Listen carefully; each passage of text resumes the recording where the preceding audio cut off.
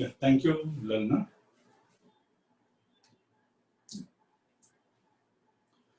The lockdown period has been stressful for all of us. Many people have lost their jobs. Kids have not been able to go to school. And even we have not been able to meet with our friends and relatives. But then there have been a few positives too. For example, before the lockdown, I had to travel a lot for my work. And I had to put in long hours at work. So I could not spend enough time with my family. But after the lockdown, all travel has stopped and I'm forced to work from home. So that gives me much more time with my family. So I've started an interesting practice with my young son, Anurag. Every night before going to bed, we read a story from the Mahabharata. We all love stories, don't we? So, and Mahabharata is especially special because the stories in Mahabharata have very interesting characters. The plots are so intriguing, and the best thing is that every story has a value lesson for all of us. So one particular story struck me. Arjuna and the Pandavas, they go in exile to the forest after losing the game of dice to the Kauravas. And if they go to the forest, the great Maharishi Vedavyas meets Arjuna and has a piece of advice for Arjuna. Hey Arjuna, don't waste your time during exile. You've got to prepare yourself. Because don't think that once you go back to the kingdom, the Kauravas are easily going to give it back to you. You've got to be prepared to fight for it. And to fight, to be prepared for what? You need powerful weapons. So, go Arjuna, go to the Himalayas, do deep penance, and if Lord Shiva is happy with you, he is going to descend and bestow you with powerful weapons. Arjuna responds, Oh Maharshi Vedavyas, you are the one who has foresight more than anybody else. You are the wise one, O Maharshi. So I am going to do as you say. Thus, Arjuna proceeds to the Himalayas. In Himalayas, he is in deep penance. He is lost in meditation, Lord Shiva. He is lost for many, many days. And when Lord Shiva sees this, he is very pleased with his disciple. So he decides, I have to descend and meet Arjuna. But before doing so, Lord Shiva thinks that he has to first test Arjuna if he is really deserving. So he springs a test at Arjuna. Suddenly, a wild boar charges at Arjuna. And an alert and great warrior that Arjuna is, Arjuna immediately picks up his bow and arrow and shoots down the wild boar and kills it. But to his surprise, Arjuna finds that the moment he shot the arrow at the wild boar, another arrow also strikes the wild boar. So he looks around. He looks around and finds that another tribal hunter also has bow and arrow and has shot down the wild boar. And very soon, these both get into an argument. I am the one who killed the wild boar first. No, I am the one who killed the wild boar. A surprising thing happens. It turns out that the wild tribal hunter is none other than Lord Shiva. Lord Shiva reveals himself before Arjuna. And Arjuna feels so blessed. Lord Shiva tells Arjuna, Hey Arjuna, I am so impressed with the dedication and devotion that you have shown. And I am even more impressed by your bravery. So tell me, O Arjuna, what is it that I can bless you with? To which Arjuna responds, Oh Lord, you know everything. What is it that I need to tell you? You know how we lost our kingdom to the Kauravas so unfairly. And when we go back, we are not going to get back the kingdom so easily. We've got to be prepared for a fight. And for the fight, we need powerful weapons. So, oh Lord, please bless us with powerful weapons. Lord Shiva accepts to this. He says, Sure, Arjuna, I am going to bless you with Pashupatastra. This Pashupatastra is the most powerful weapon and can destroy anything. But be careful. You have to use it very carefully and you cannot use it against the weak. You have to use this only against your most powerful enemy. Thus, ends the penance of Arjuna. Now the interesting thing is that if you read the Mahabharata further, or even the Ramayana, you will find that other great warriors too have such special weapons. If you see, the mighty warrior Karna has a special weapon called Vasava Shakti. We all know that Lord Krishna has the wonderful Sudarshan Chakra. And in Ramayana, Lord Rama has the ultimate weapon, the Brahmastra, with which he slays mighty Ravana. And there's an interesting common thread running through all this. Many great warriors typically have these powerful weapons. And these powerful weapons are typically acquired through penance, deep penance. And these powerful weapons are sure to shoot their target and bring victory. Why just Mahabharata? Even our modern day epics like the Avenger tell the same story. Aren't we all aware of how powerful the Infinity Stones are? So, my son, young son Anurag, who is a big Avengers fan, walks up to me and curiously asks me, Dad, why can't we get the Brahmastra? I am like, what is he talking about? Can we even think of the Brahmastra? But this question keeps nagging me for a few days.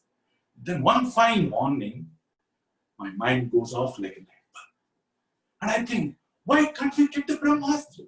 We should all strive for a modern day Brahmastra. So dear friends, what is this modern day Brahmastra that I am talking about? Can you guess? The modern day Brahmastra that I am talking about, friends, is skills. All of us need skills in this world.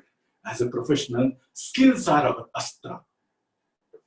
Every professional, be it a teacher who needs teaching skills, be it a doctor who needs skills to carefully treat the doctor. And if you're a Toastmasters, of course, you need public speaking skills. So whatever profession you're in, if your skills are top of the rung, that is your passport to success. You can get the dream job that you always thought about. You can start that company that you always dreamt of. So my friends, your skill is your astra.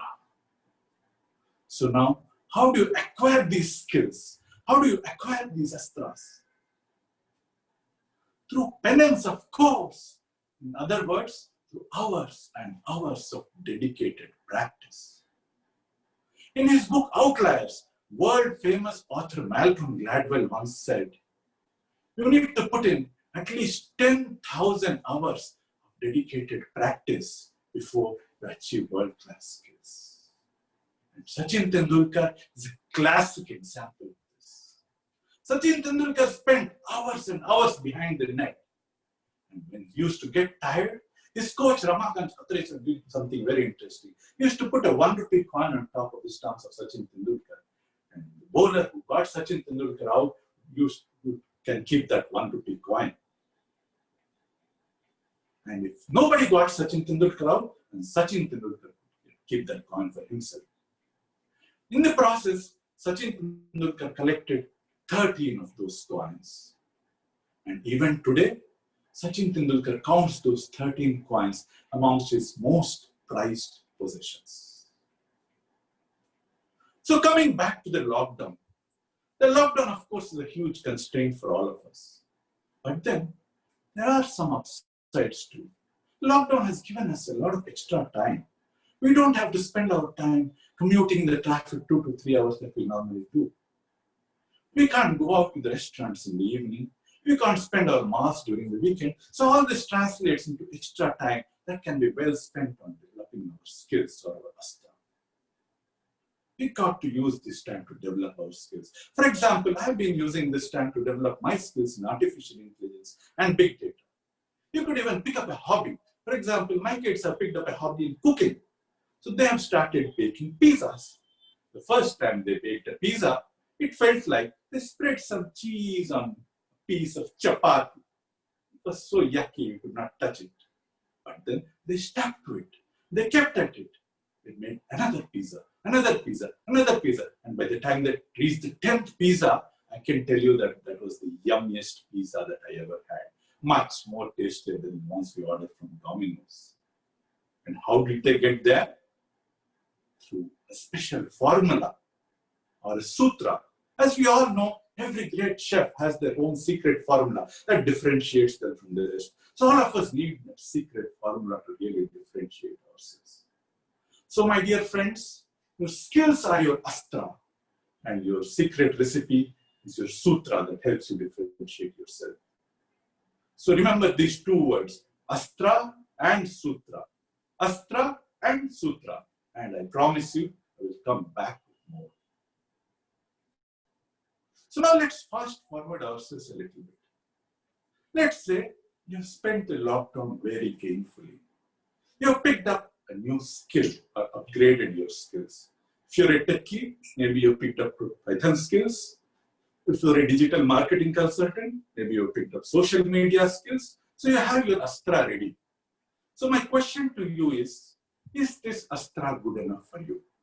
Are you good with your astra? Any responses? Sure, I think your astra is good enough to get your job done. If you have your next project in Python, you could probably crack the project. But then, can you compete with those skills with the best in the industry? Can you get that dream job? Can you start that new company that you always dreamt of with those skills? Maybe not. You probably need to upgrade your skills to the next level. You need to convert your astra into a Brahmastra. So what do you need to convert your astra into a Brahmastra? What do you need to convert your stones into infinity stones? So my friends, now I'm going to come to the next and the most interesting part of this session.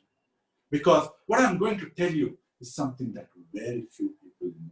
But if you learn this, if you put it into practice in your life, I can guarantee you, you can reach the top of your profession. So are you ready? So here's the thing. Let's indulge in a little bit of imagination to start with. How many of you watch cricket?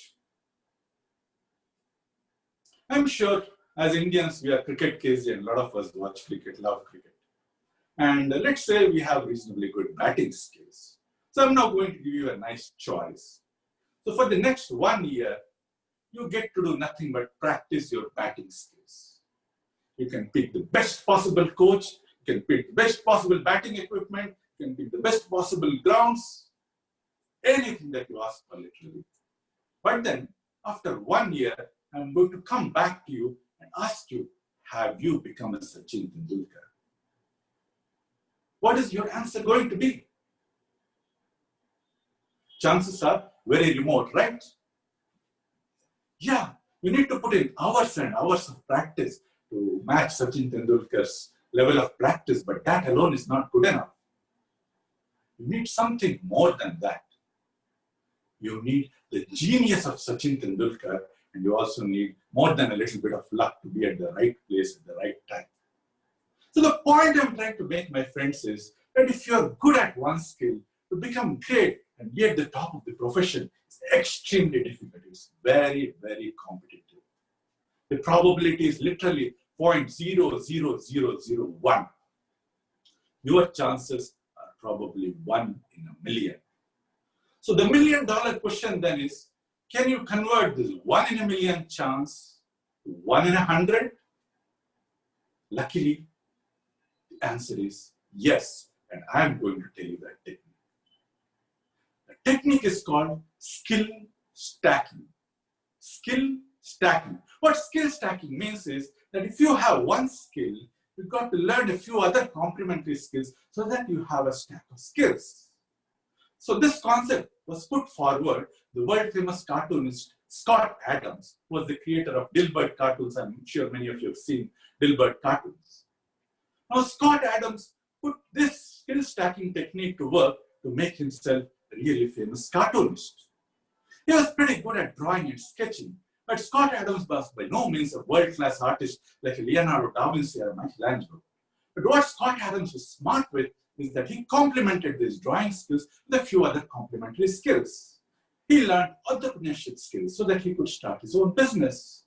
He picked up writing skills so that he wrote a nice blog, and now that blog is pretty popular. He cultivated his sense of humor, and that's how his comic strips are so popular. So what Scott Adams did is that despite not having one world-class skill, he had a stack of skills, and that's what helped him make a successful cartoonist. So my dear friends, the lesson then is that if you have a skill that you are good at, you've got to pick up a few other complementary skills. You're a Toastmaster, and you already are lucky because you have public speaking skills that very few people outside have. On top of that, add a few more skills. For example, I know that Snehal is good at biking. I know that probably Ravi is good at entrepreneurship skills. I know that Emu Birdseye is great at humor. So pick up your own stack of skills, whatever you're comfortable with. But remember, you have to have these as complementary and well-rounded skills, one that go with your primary skill.